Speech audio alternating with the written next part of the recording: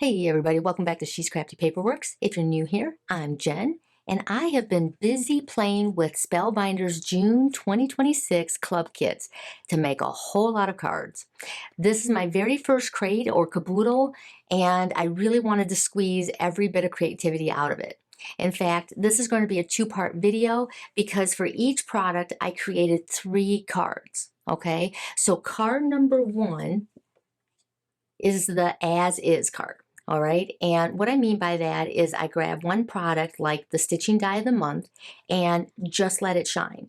I may use nesting dies or embossing folders, but the focus is going to be on that product. Okay. And then card number 2 mixes in other goodies from the crate.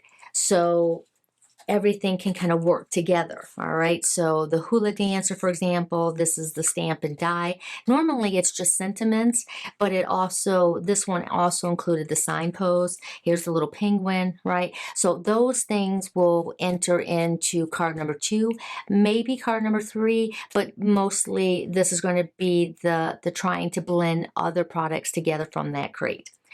Card number 3 is going to bring in extra complementary products like these flamingos right here, or this cute drinking glass that is totally begging to be a Mai Tai. I tried to stick with mostly Spellbinders products for card number 3, but in one design I did sneak in some palm trees from Honeybee just to finish out the look. But like I said, this is going to mostly focus on bringing in complementary products from Spellbinders.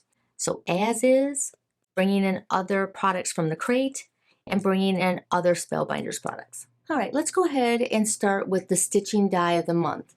This one includes the drum, the ukulele, the 2 leaves, which can be ready for sewing or left solid if you want to take out the inner piece, and then also the plumeria and these little small flowers. Okay, so for the first card, the as is card, I created this one.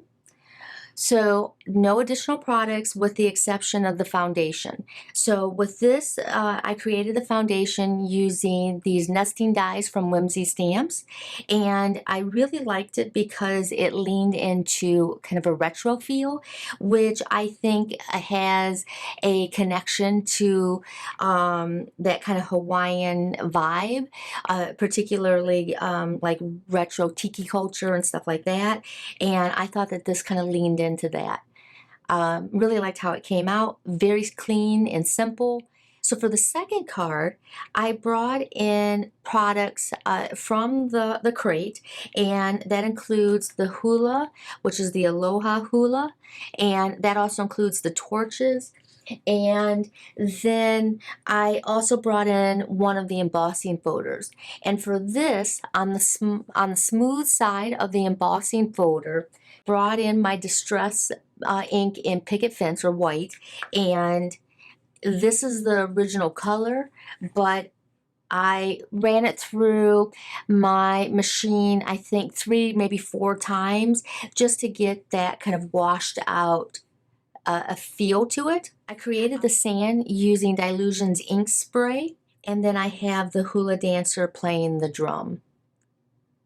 And the Aloha comes with the hula die. For the third card, where I bring in lots of products to kind of see what I can do, I still have my focus on the drum and the ukulele, but I brought in the signpost, which is the clear stamp and die of the month, which is usually just sentiments, so I really like that they added this as part of it. And then I have the hibiscus from the large die of the month, and the flowers here on the side. The plumeria comes from the same as the stitching, and then the little bird is from the May large die of the month.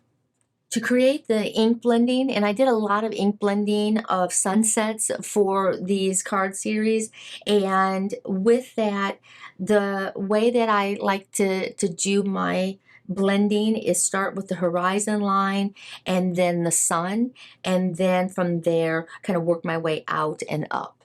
So for The second product, I am bringing in my focus into the large die of the month. Now, I use this throughout my card making. This, I think, is a very versatile flower set. If you want tropical flowers ever, this will be kind of your go-to set. I think there's a lot of essentials in here with the monstera plants and just the hibiscus, the plumerias. There's just so much that you can do with this set.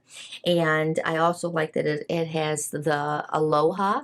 So you can do it with the O being the hibiscus, or you can do it with the O that comes with it. So you get several different options there.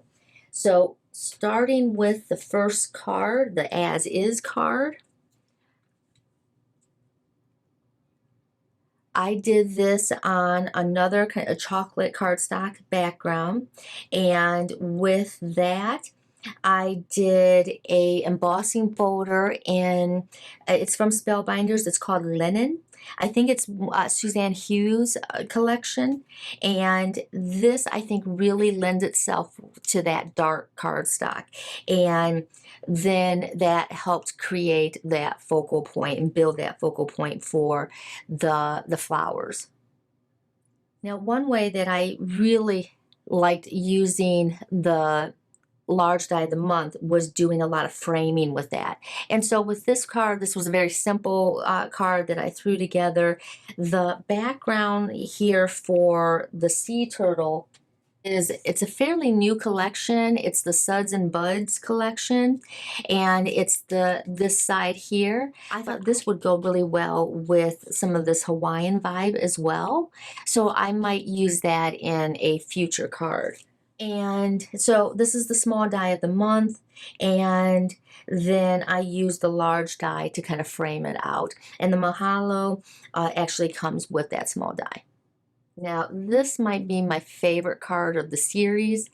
It has some more of that ink blending and just a couple things here that I use for card number 3 here. I brought in the honeybee. It's the Lovely Layers hammock, but you get these 2 palm trees. And so I brought those in. And then the waterfall is from the Weekender. And then, of course, the large die of the month, I use that to frame the waterfall with the hibiscus here, a little bit of ink blending on the hibiscuses, and then, of course, another sunset. I really love this card. All right, for this one, I'm going to focus on the clear stamp and die of the month and really working with this signpost. For this one, I made a smaller signpost and I did a little bit of ink blending on this. This is the modern ovals from Spellbinders for my nesting dies here. And then the background was created with remnants from Christina Werner's Easy Strips. I've been using that a lot. I think the last couple videos I've had some stripes, and these were just already cut, and that's why I brought them in. It was a very quick card to put together. This one, another sunset. This one I have it on the water, and I have the signpost here, and with this one I brought in the large die to help frame it. This, like I said earlier, this was, I think, a huge benefit of that large die of the month, that it did a lot of flowers for framing of my other products. All right, now hear me out with this one because I went a little unconventional with this. And this is for the third card, and the third card brings in additional products. And so for this, the signpost actually comes in as the grounding for my glass here, so that the glass was not floating on top of the embossing folder. What I decided to do was create kind of a table, and I have other products on here in addition to the signpost, which is again that wood, and then up here. But this is from the Hula Dancer. This is the large die of the month. And then a couple of the things that I used. So this is Love on the Rocks for the glass and for the ice. And the flamingo comes from Tropical Flare. And then the lime, the umbrella, and then these little cherries for the Mai Tai. All of that comes from that same May large die of the month. So this is the stencil of the month. And for this card, I just took the stenciled image and then I cut it. And the reason I cut it was because this had this mistake right here where it lifted up and I didn't have a clean edge. So I was trying to think about how I was going to hide it, and I just decided I'm just going to cut it off and then I'm going to stamp there. And I actually like how it came out. I think there's always those handy solutions that we can do to correct any mistakes or happy accidents. For this one, I brought in the pineapple, and that was the only additional product that I brought in for this one, besides the nesting dies. I decided that for this, I was going to bring in additional flowers, but as I kind of built it, it just looked too busy and it was taken away from the stenciled image. So for card number 2 in this series, the only additional product is that embossing folder. Now for the third card, I brought in, and this is the large die of the month from May 2024. That's the Grand Tropical Flamingos. Now I know that they still sell this, so at least I saw it in the last sale. So this is, I think, a great addition to the stencil. Now for this stencil, I only used this upper part, so I went around and stenciled that way around the card and just ignored the plumeria. And then I used Distress mica sprays in Bubbling Cauldron to create the splatter effect.